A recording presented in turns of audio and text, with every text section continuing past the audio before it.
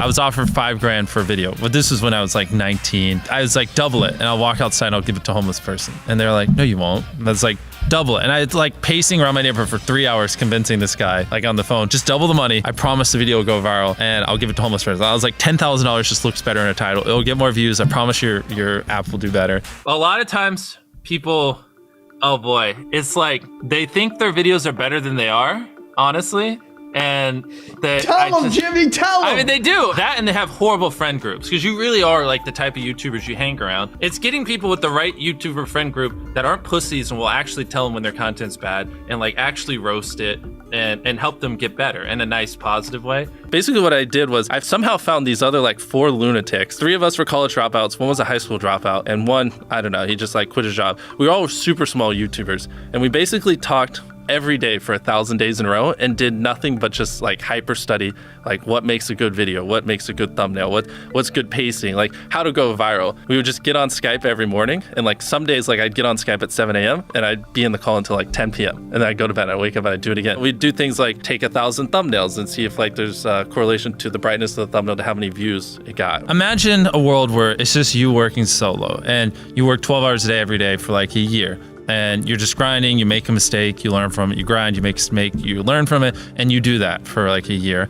And then imagine a different world where you have 4 friends who are also equally grinding in something similar. Friend number 1 makes a mistake on Friday, he teaches the other 4 people. Friend number 2 makes a mistake the next week, teaches everyone. And then like you're all learning from each other's mistakes. You're all constantly studying 24/7 and downloading each other. Like after a year, you're like 2 years ahead of the guy who was just solo. Do you frequently go that far out of your way to capture the thumbnail? Yeah, I mean, of course, everyone should. If people don't click, they don't watch. So you want to give them something to click. Something a lot of people forget is like unsuggested on phones, thumbnails are really fucking small. So like people are editing thumbnails full blown on their computer. And when you shrink it down, you can't see. We try to all around be above the rest. Anyone can clickbait, but you do actually like deliver on it. We say we put 100 million Orbeez in the backyard, we put 100 million Orbeez in the backyard. Your title and thumbnail set expectations. Like what you're saying is like, I like bananas. And what you need is bananas are the best goddamn food on the planet. Like that's the type of opinion you need. Like you need something like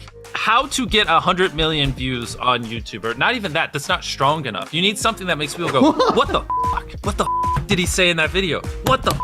I need to know. At the very beginning of the video, to minimize drop-off, you want to assure them that those expectations are being met. If you're putting 1 million Orbeez in a pool, don't start the video with you shopping for, you know, your mom's birthday present. At the beginning of the video, just say, this is 100 million Orbeez. We're gonna fill this pool and this entire backyard with them. Match the expectations, and then you want to exceed them. So you want to assure people that what they clicked on is what they're getting, and then blow their mind and be like, but you're also getting even more. Anytime you say the word algorithm, just replace it with audience. The algorithm didn't like that video? No, the audience didn't like that video. If I wasn't retaining a viewer, just would it make sense for you to promote it? Why would you promote a 10-minute video that people watch on average a minute and a half? I mean, every video, even the stupid ones, I learned something, you know, and that's something I try to make a very big point of, is like, no matter how bad we mess up, like we sometimes have videos that have horrible retention. It's just like, as long as you learn from it, it's not the end of the world. Every YouTuber says it. It's like, no one will ever be able to replicate my style. I gotta edit it. But newsflash, someone can. It's actually not as difficult as you think. It was good that I got a really strong foundation on how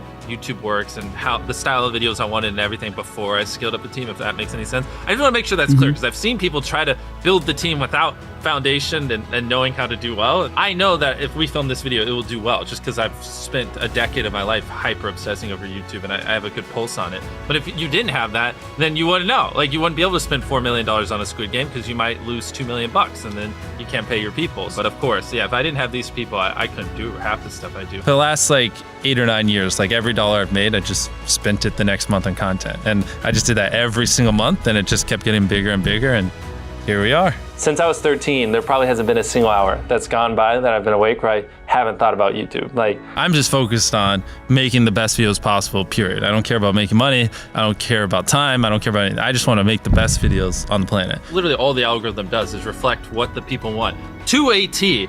And if you deny that, you just make terrible videos and are trying to find a scapegoat. We do our videos in other languages as well. If you Google it, it's like only whatever, less than 10% of the world speaks English. So 90% of the world can't even enjoy your content. And when I realized that, I was like, wait a minute, 90% of the world can't even watch this stuff. Like, we just started doing this like 6 months ago, and it's crazy like how viral some of these videos Wow, are going. 51 million. In Spanish, the guy who does my dubs is the same guy who dubbed Spider-Man. We managed to convince him. So a lot of those comments are like, why does he sound like Spider-Man? Or is Mr. Beast Spider-Man? To me, what's important is click-through rate, getting people to click on your video, and then average view duration, average view percentage, or just relative retention, and having them watch it. A lot of creators think click-through rate is just like the title and thumbnail and did they click it, but a lot of it too is, did they enjoy your last video? Because if someone watches a video of yours and they loved it, you can bet the next time you're recommended, their chance of clicking is a lot higher. Sometimes we're filming for 3 or 4 days, like 10 hours a day,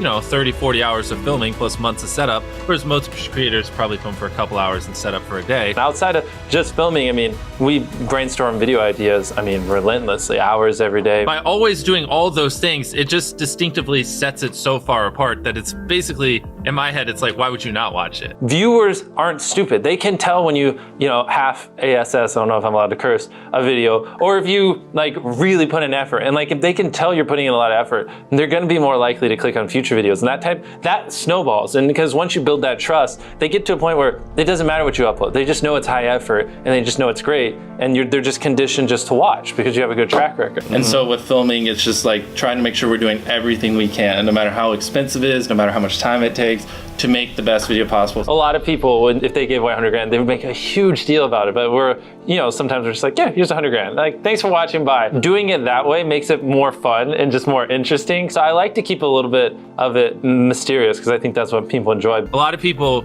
aren't willing to put in 10 hours days because they don't like what they're doing. So it's finding what they enjoy, because it is like a long grind. You're doing the for years, not months. So if you don't enjoy it, then you're gonna burn out. I just had the blessing of finding what I loved at a young age. So because to get to this level, it takes, a decade. Most people don't find what they love till their young 20s. So they'd be where I'm at in their 30s. Yeah. I just lucked out and found it when I was really young. Living your life chasing a nicer car and a bigger and bigger box to live in is kind of like a dumb way to go about life. I actually, funny enough, I lived in a super below average home. And I kind of learned why famous people don't live in below average homes, because someone broke in, stole everything I owned. So I had to get a little nicer house for security reasons. But before I was robbed, my place is a little duplex, $700 a month. You get a roommate's $360 split. People think just because you go for views means you can't have fun, but you can pull views and you can have fun, which is what we purposely try to do. If you're not doing something that's just inherently fun to you, you're just quit. Just give up. You gotta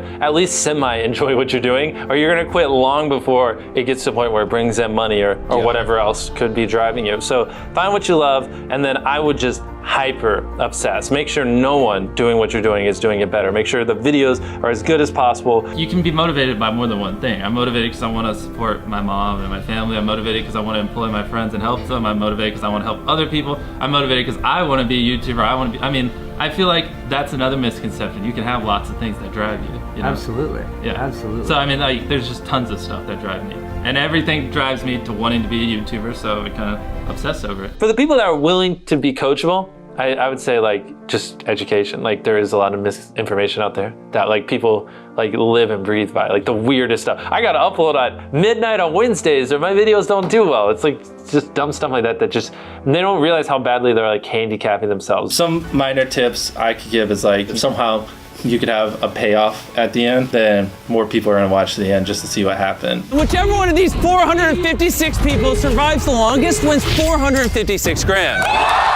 Cut out all dull moments, try not to over-explain things. If a camera just sits on me and I'm just talking for 20 seconds, it doesn't hold retention as well as, maybe me talking and other footage popping up. It's much easier to get 5 million views on one video than 50,000 views on 100 videos. It takes way less effort to get 5 million views on one video. Back then, which I think small YouTubers should do, is I would reply to every single comment. And so I think a few people caught on that I would always reply. And so some people would just be like, I wonder how long it'll take for him to reply. So that was a lot of my comments when I was smaller, but at least it kept him coming back. And your analytics, and most of you probably know this, audience retention. You can see where people click off.